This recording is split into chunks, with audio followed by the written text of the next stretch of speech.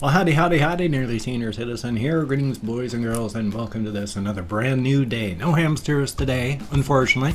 Little Dr. Snurf, that's what his name is. Sorry about that, forgot for a moment. He's actually, my housemate, my two housemates, they are boyfriend, girlfriend. You know, they're mid-20s, so it's not young. I mean, it's young, but point being, he smokes. I grabbed one of his cigarette box containers for my hamsters because I wanted to have stuff to chew on. Didn't feel really wonderful about the tobacco part of it, but I was running low on cardboard for him. Little Dr. Snurf here, he never went back to the nest that he's had right here for, oh boy, ever since I changed it. In fact, every time I've changed his cage, he's gone right back to that corner. Yesterday or the day before when I moved him, he moved his house into the little cigarette box. So it's not a little cigarette box, you know, carton case, whatever they are. And so his house is now inside of the cigarette box. So can't reach him, but he's sleeping. The Gojira, I don't really have a good place for it, so I just keep her cage right down here because I've got cages over again the wall, and I've got stuff, and I don't have a lot of space. So, I mean, I have a tiny little life. I don't live a huge life.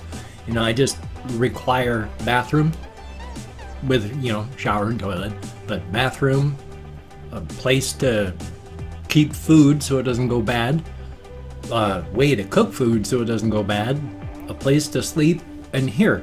So my life is very tiny. The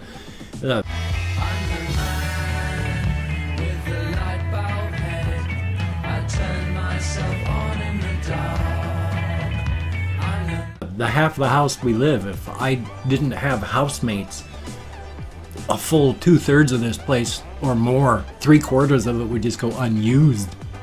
So it's a tiny life, but point being, I can't remember my point. But the hamsters are sleeping because it's late, which ties into I got up to take a shower this morning. And so I woke up at 7 o'clock, went down, took a shower, and now, excuse me, here we are. It is 9:25, and I'm 2.5 minutes into this. It's very late. But even though I finished my shower at about 8:15 after getting up at 7 and immediately getting things together, going down and starting, it was 8:15 and now almost 9:30, and I'm just really getting started. Oy. I have talked before about spoons, and while spoons are a good analogy because this one person came up with spoons, it's a lot of people going like, what with spoons? It's like another good way to look at it is just your rechargeable battery. When you sleep, you recharge your batteries, but a normal person, when without some form of chronic illness, when you go to bed, your battery, which was like drained maybe down to 40%, you charge it back up to 100 and you start your day. You know, getting up out of bed brings it from 100 down to 97, and then you eat and you head to work and you're at 90, and when you finish up your day, you're heading to work and you're still at a 60% charge, not to work home, and then you head home and maybe you go out to dinner, and by the time that you're coming back and you're just relaxing at home and ready to go to bed, your battery is at 40% charge. You're tired, and so you rest, and then you go to bed, and then overnight your battery charges back up to 100%. Instead of looking at it as spoons, some people with chronic illnesses, when they go to bed, their battery charges up to 15%, and then it goes down from there, from 15 to 12 after getting up and eating. And then they've got to be very careful not to use it all up for the rest of the day. I'm not so bad that I go down to 12 or 15%, but I'm usually at about a 20% charge. So after my shower today, I am exhausted and I feel terrible. Yay! At least I'm alive, and that's a very good thing. Now, one thing I did yesterday when I went out walking, do I have it here? I had it right here. I also, where is it? Where did it go? Well, it was just a minor thing. Oh, right here. Incredibly obvious. That's why I couldn't find it. I have a little thing in here for these, but I have to wear these when I go outside and it's got the snow and stuff, especially because, and I think I just look like, you know, think of Cyclops from the X-Men. Turned 60 and retired, but his eyes still fire blast, so he wears sunglasses like this. It's like, hi, I'm Cyclops. But yeah, these things are excellent. They normally, when I go out, I have to squint. My skin and my eyes are extremely photosensitive and photoreactive, and so I'm like this at the best of times when I'm out walking, because it's, except for night, of course. And so it's rough, but when I wear those out, I'm wide-eyed, just whang. Even out in the middle of the bright light with the sun out and snow reflecting everywhere, I'm able to keep my eyes wide open and see. It's nice. So I look goofy as all get out while wearing them. As stated, hi, I'm Cyclops. Now that I'm retired, I don't fight crime anymore. So they work and they're awesome. Thank you very much to the people who sent them to me. I had to put that thing on the inside there. Where'd I put them?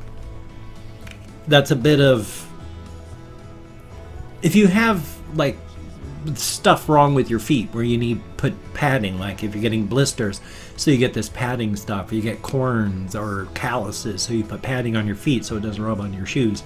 That's what that is. Because that's really sharp plastic, and with my sleep mask across here, hurts like the devil, sharp as a knife. So, but they're good. One thing though, it was really cold. I went walking last night. Oh, I almost killed myself too. And by that, I don't mean I almost killed myself at all. But foolishly, I don't know why I thought I was going to be stepping onto something that was actually wet. It's been like 20 degrees, and last night when I walked to Walmart, it was colder than that.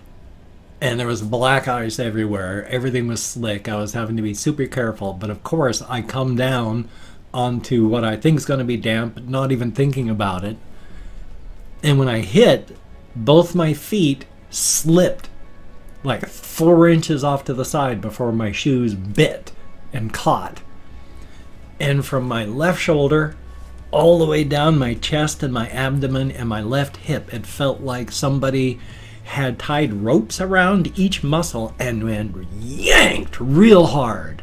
It was just, oh, as every single muscle got pulled. If I hadn't had momentum behind me, that would have been a stop in agony moment. But as it was, I had to stumble through several steps of almost not being able to breathe because that hurt so much. Fun stuff. And then my ankle really hurts today, because, and thank goodness for those hiking boots. But I hit a very tough ridge of ice last night while walking, and my ankle rolled to the side hard. But while it was rolling, the hiking boots caught my foot and leg, so that even as it rolled, it stopped, and so it didn't roll and sprain. And so my ankle is sore. It could have been a whole lot worse. So thank goodness for shoes like that, because I have rolled my ankle coming off stuff with just regular walking shoes, and I'm amazed I haven't sprained my ankle. So again, awesome, and thank you all. We don't have buses working. Everything is closed down because of the temperatures, and it's still snowing periodically. It's supposed to possibly still be snowing all the way up until, well, on and off, not constant. It's not snowing right now, but just here are periodic flurries for possibly all the way up until next, well, the upcoming Wednesday or Thursday. So thumbs up for that. I like snow. I like cold weather. I was actually up at Walmart, and because we live in a duplex, excuse me, you know, we have neighbors that are just on the other side of the wall and in the same house. And so I was up there in Walmart just looking at stuff, and she's like, "Oh my God, it was you walking, wasn't it? Do you need a ride?" And I was like, "Oh no, thank you. I do this on purpose. It's fine. I'm warm." And I actually was. I had to unzip both my puffy coat because I wore a puffy coat, and so I was walking with my puffy coat unzipped, with this thing unbuttoned, no gloves, and I was almost sweating. My body pumps out heat. Lean muscle is more efficient, and so it takes less fuel to burn hotter. And boy, oh boy, oh boy, do I pump out BTUs. I'm glad I didn't overheat, but it was close at a few times. And we're talking like temperatures 20 and less, because, well, wind chill, part of that, but it was 20 before the wind chill brought it down. And on my way back from Walmart is when the wind started. It's fun though. I mean, I enjoy walking. I enjoy cold weather like that. As long as I can stay warm while I'm walking, then I'm good. And because it's harder to get rid of excess heat than it is to get rid of excess cold. I mean, our mitochondria in our cells are amazing. They are just spinning and burning at literally 100 degrees, and they are scattered throughout each one of your cells, just burning at 100 degrees. And so there's heat, and in fact, there's way too much heat at times. And if you've got too much heat, it's hard to get rid of that. Whereas it's pretty easy to get warmer if you're too cold. Put on more clothing, go inside of shelter, make a fire if you have to. There's heaters like the space heater right here. It's easy to get warmer, whereas your body struggles to get rid of excess heat. I've always felt better slightly chill. I'm always happier slightly chill. If comfortable is, say, 72, then I've always preferred it at 65. Now, as a kid, of course, I would do things like wrap blankets around myself it wasn't really central heating. My grandfather built the thing and put it in, but there were vents so that when the heater in the furnace went off, it would pump heat through vents through the house. And yeah, as kids, we would huddle over these vents with the blankets over us and just get warm that way. That's fun. But on the whole, as an adult, as somebody who tries to get things done, heat is, especially if my feet get warm. If my feet get warm, I get knocked out. It makes me sleepy. It makes me really sleepy. Except if the rest of my body is at a good temperature and then my feet get warm, then it gets uncomfortable and I can't sleep. I'm very contrary. Which is true. I made a whole big tweet thing to somebody, and I'm hoping he didn't get offended. I was talking about, I want a 3DS, but they've been they're killing the 3DS line eventually, Nintendo. And he was saying, you should get a Switch, you wouldn't regret it. And it was like, the thing is, I got a computer back when I was in the Air Force, and that was the exact same time that the video game market crashed and Nintendo came in and saved the video game market in the US, but I missed out on all the Nintendo stuff back when all the Nintendo stuff was around.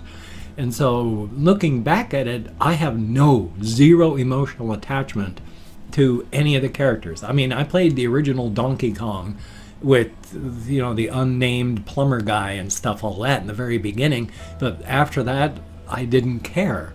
So I have no emotional attachment to the characters of the games, and he's like, get a Switch, you'll never regret it. And it's like, I've looked at the games and the lineup, and there's nothing I want. I don't care about the characters. I don't care. I've tried playing, through various means, collections of things and ROMs online. I don't like the early Nintendo games, not even the Super Nintendo stuff. Most of it is just, you know, they made them Nintendo hard because they were expensive, so they had to last a long time. So they were hard for the sake of hard so that it would last you a long time. And now, while that may have been what they could have done, I no emotional attachment because I missed it, and now it's all just a bunch of garbage. So I don't want to switch, not even a little bit. Life is life. Oh, anyway, though, I've opened up 24 hours worth of comments in my community tab, and I'm going to go through and thank 20 to 25 people. It is a range because even though I count in American Sign Language on the fingers of this hand, with my fibro, depression, brain damage from my alcoholism, I'm lucky I can remember my name is Reginald P. Farquhar, and my name is not Reginald P. Farquhar. What else was there? Oh yes, if I mispronounce your username, no disrespect is intended. I'm an American English speaker. We're just not really good at that sort of thing. But I'm better than most, so here's hoping.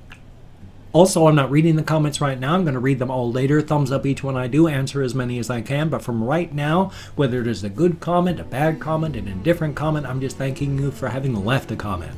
Thumbs up for that. Let me call him my crone. We have Ixoria, greatly appreciated. Daniel Gomez, thumbs up and thank you. Russian Timing, greatly appreciated. The Lenny Face here, thumbs up. Ice Damon, greatly appreciated. Monaldo, thumbs up and thank you. Big Sexy, S-E-K-S-Y, ooh. And Karnak, oh, what an unpleasant person. Kathy Kitscat, thumbs up and thank you. Vamp Orchid, greatly appreciated. Panasonic Tooth, thumbs up. Yanini 2019 Bello, greatly appreciated. Bad Vibes Forever, X's instead of an O, thank you very much. Oozing Pus Brain, ugh, that's a heck of a name, thank you. Cherry TV, greatly appreciated. Scott Madro Juggalo Gamer, thumbs up and thank you. The Sad Newbie ASMR, thumbs up and thank you very much. Rusty Bridges, greatly appreciated. Carolinum, thumbs up and thank you. I hope you got to watch that video. I gave you the link and also.